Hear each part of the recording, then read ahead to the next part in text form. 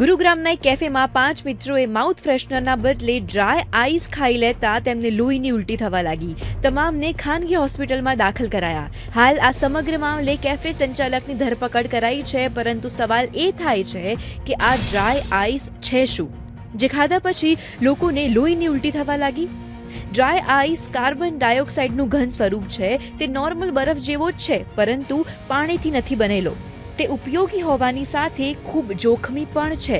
Dry ice ખૂબ જ ઠંડો હોય છે. સામાન્ય બરફનું તાપમાન -2 થી 3 ડિગ્રી હોય છે, જ્યારે ડ્રાય આઈસનું તાપમાન -80 ડિગ્રી સુધી હોય છે.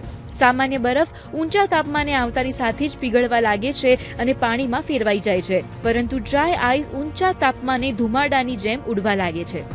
સૌથી પહેલો સવાલ એ થાય કે આ ડ્રાય આઈસ બને છે કેવી રીતે?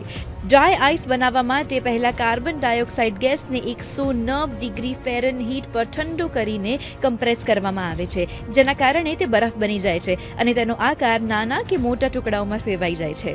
હવે ડ્રાય આઈસનો ઉપયોગ શેમાં થાય છે તેના પર નજર કરીએ. ડ્રાય આઈસનો ઉપયોગ હાલ મેડિકલથી લઈને ફૂડ ઇન્ડસ્ટ્રીમાં થઈ રહ્યો છે. જ્યારે તેને ગરમ પાણીમાં નાખવામાં આવે ત્યારે તેમાંથી ધુમાડો નીકળે છે, તેથી તેનો ઉપયોગ ફોટોશૂટ અને થિયેટરમાં પણ થાય છે.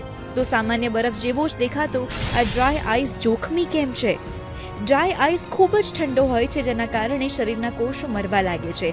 તેથી તેનો સીધો સ્પર્શ પણ ન કરી શકાય. એવું પણ કહેવામાં આવે છે કે તેને એર ટાઇટ બોક્સમાં ન રાખવો જોઈએ અને તેનો ઉપયોગ ટાળવો જોઈએ.